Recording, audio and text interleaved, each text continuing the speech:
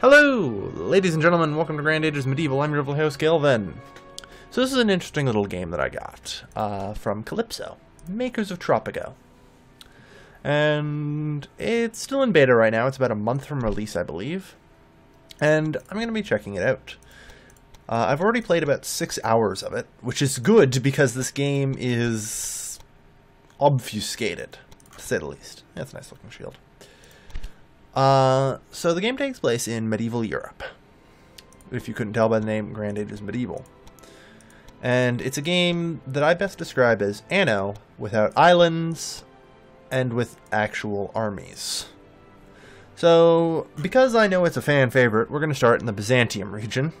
And Anatolia will probably be our starting city, because I would choose Constantinople because everyone would tell me to, but it's not actually an option. And as far as I know, Anatolia is the only one with a port, so... yeah, that should be fine. I think I'm actually going to turn the AI down to normal difficulty. I'm still not particularly good at this game. I'm not going to lie.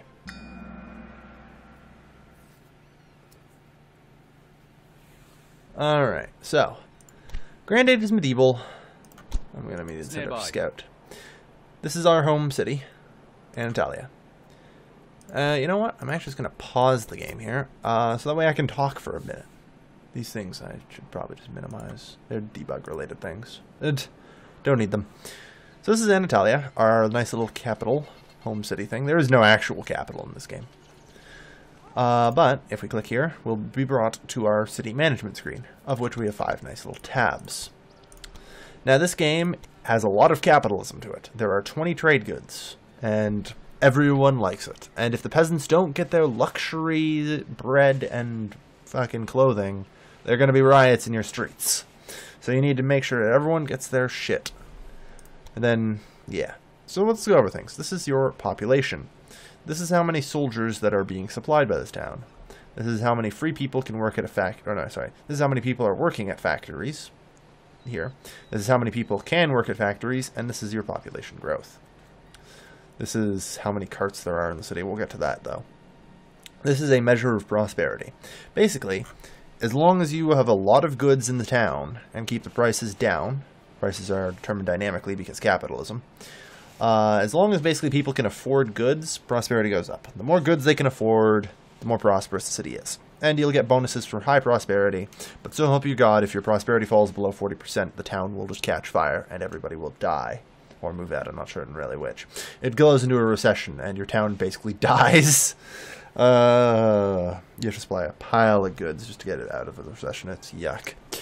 Anyway, so speaking of production, each town can produce 5 different kinds of goods. They are also somewhat limited in what they can produce. For example, honey cannot be produced in this town because it lacks the required cultivations. Neither can metals. I'll get to that later when I found a new town, because I don't think I can check that interface without having a settler selected. So we'll get to that. But right now, Anatolia produces wood, bricks, which are construction materials, so it's very good that that's produced. Grain, fruit, and wool. Now, I can change it out, but the problem is I'd have to demolish all of my businesses first. I probably would get rid of wool and select wine instead, but we're okay for the moment. Don't need to worry too much about it. So, in addition, there are also a series of buildings, some of which are upgradable. For example, I can build a chapel, which lets me have more people. Now, to start things off, I'm going to start upgrading this, because we're going to need a lot of construction materials, because everything requires construction materials to build. Over here, we also have developments. We'll get to that. But first things first, let's get to trade. For that, I need to unpause. Now, every game, you'll always start with one nearby city that will want to trade with you. You start with a trade agreement with them, and it's all good. We're going to go to the inn and recruit a trader as well, because that's what you do at inns. Let's get on with it. Like, so, in this case, Ankara is our trading buddy. And Izmir and Bursa are also over here, but do not like us. They might like us, who knows? It's nearby. No, not Bursa. Not Izmir. Yes, Bursa, though. I forget what the other one's called. Anyway. Yeah. Oh no, it is It's here. nearby. I'm just bad at remembering things. So we've It's now nearby. discovered all the cities in the Byzantine region. So now we have our trader, and I'm going to add a couple carts here. You'll be able to see as I add carts, this number increases, which is the maximum amount of goods he can take with him. Let's call it an even 500. And we're just going to tell him to trade between Anatolia and Ankara. Simple. Activate the route, and he'll just automatically start going. What do you think of this offer? Yeah, you guys want to give me money. That's fine. In exchange, we can walk through each other's lands. Ooh. And a wooden shack, nice. Nearby. We'll get to those in a bit. So now we can see our nice little trader here. He's brought grain, fruits, and wool with him. Not very much, but some. I can also hit spacebar to make things go real fast. It's nearby. Yeah, okay, those are still building. It'll be a little while before we can just outright expand. Tent, don't care about that either. Oh, stone circle, maybe. Fuck, bandits. Run away. So these are little things called adventure sites. You send units into them and basically events happen. In that case, there was bandits guarding that one. They're all generally, as far as I know, good events, other than, I guess, bandits. There. Bandits are probably a bad event. No problem. There's also a range that you can travel, which is denoted by the city. Let's get on with it. So I can only travel, although you can walk outside of it if pathing decides for it. Fucking bandits everywhere. Just leave. Scouts can't fight for shit. So, anyway, the audio is hideously out of sync, you say. That is concerning. I apologize, guys. That will occur... I'll fix that in, like, 7 minutes, okay? I promise. Please, until that point, hang in there, okay? I apologize. I apologize. I'm also streaming this, by the way, in glorious 1080p, because my new internet allows me to do that.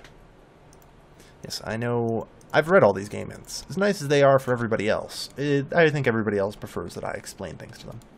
So, since he's completed his trading in Ankara, he's coming back with pottery. How nice.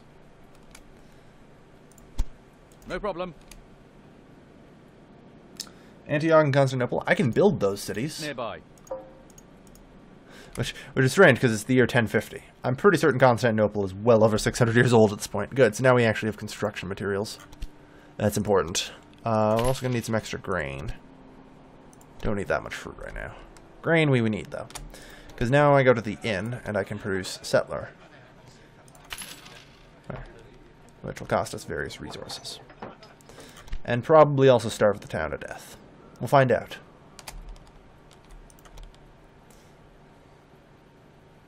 Will the town just flat out starve to death? The answer is maybe. I don't know, do we have enough fruit to feed people? Maybe. Maybe.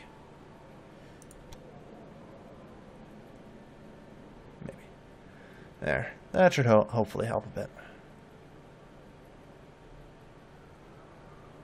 Alright. So we're building a new settler, which allows us to found new towns. There's almost a minute between the video and me talking. Holy shit, what happened, fucking OBS? Okay, I'm working on that. I promise I'll fix it.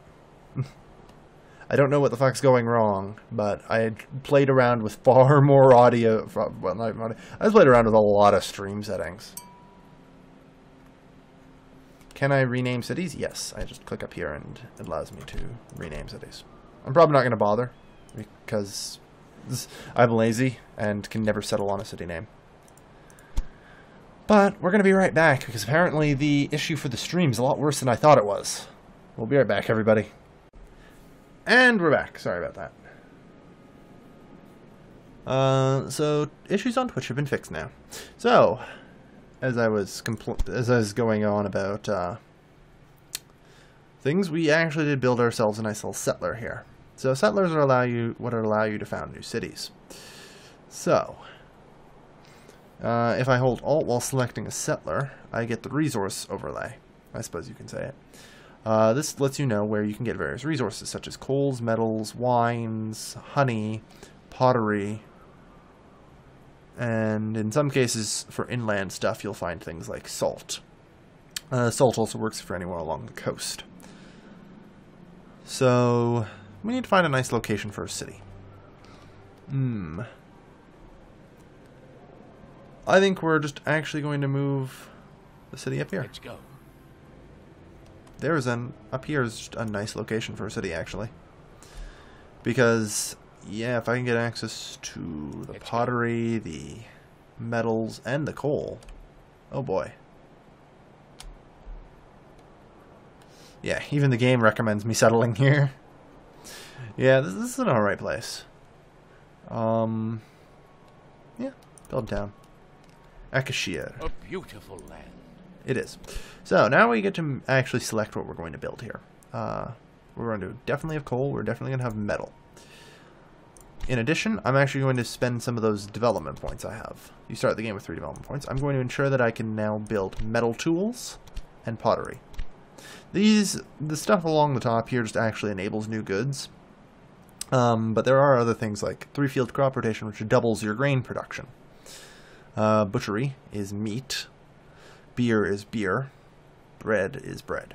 Those are all resources you can get. So now I can do this and this. There.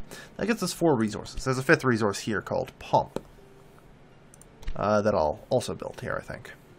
Chain of production. Pottery requires coal. Smithy requires both coal and metal. And pump requires pottery and metalwork. As you can see. So this town is going to basically be devoted to production of pump. Pump, pump, pump, pump, pump. Okay. So now we're going to set up reset up the trader as well, because we don't want him skipping over our town anymore, of course.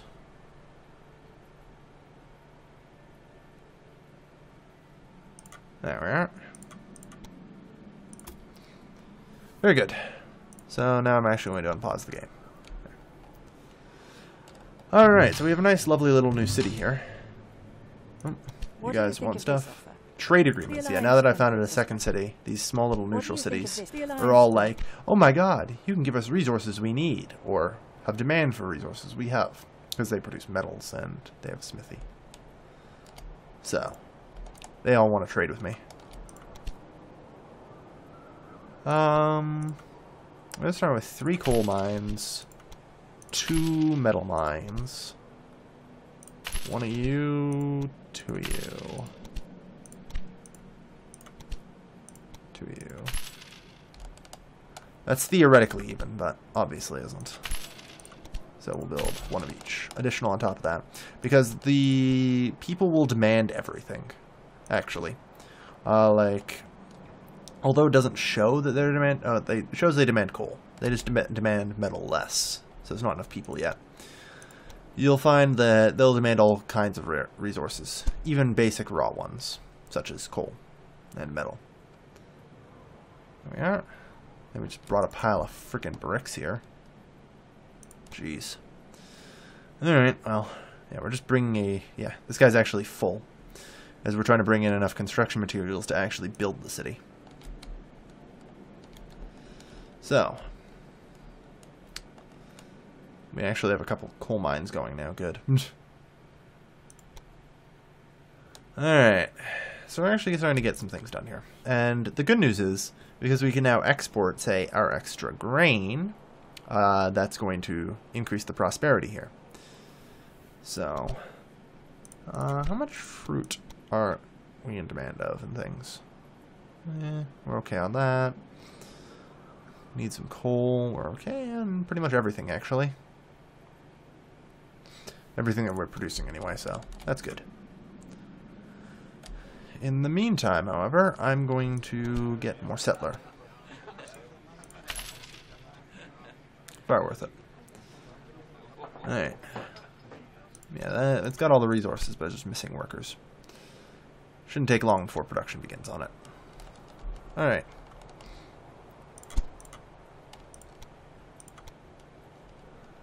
So, how are things going here? We've got at least some of these working now. The reason that it's actually important to get metal wares quickly is because they're also it's also a building material for some advanced factories. I know off the top of my head, meat requires it, and I think also pomp requires it. Just two that I think of off the top of my head that require it. Good. Another settler. So, because people will be mad at me if I don't, let's go found Constantinople. And then I think immediately after I'm just going to train yet another settler. Something tells me people would be mad at me if I didn't just go found Constantinople. What can we get here anyway? Well, we can get honey. We can get fur. Interesting. No wine or anything, huh? Darn. That's kind of disappointing. Sounds good. We can build a nice settlement with a harbor here, though, so let's do that. Constantinople. Beautiful land. Alright. Missing workers. We're trying. Get ourselves some nice workers here. So, I'm hoping to get the prosperity here above 80. By supplying lots and lots of resources. Because then we get a nice little bonus. If your prosperity goes above 80%, then you actually get reduced labor costs. As you'll notice, each town has a balance here, and one of them is labor costs. But we get a lot of income from goods. There we are, 80%. Wealth. The citizens are doing magnificently, and all businesses are running more efficiently. Labor expenses minus 5%, as well as you get a lot more immigration, which is nice. It's good stuff. Alright. So, we've got a lot of work to do, but we've started our nice little empire here. We've got Antalya, we've got Constantinople, and it won't be long before we start moving in on Ankara, Bursa, and Izmir. We're going to get ourselves some nice new cities, and it's going to be glorious. But this has been the first episode. Like I said, this game is actually a lot more about capitalism and trade management than you'd think for, you know, a medieval warfare game. That's why I compared it to Anno. Because although there is troops and fighting, like I can build a barracks, it's all a lot more about supply line management and the construction of a trade backbone. And we'll get to some of the important things later. I haven't managed to explain everything in the first episode. If I could explain everything in one episode, it wouldn't be a very deep game now, would it? Anyway, that's going to do it for today, folks. So, thank you everybody for watching. This has been your lovely, lovely host, Galvin, signing off.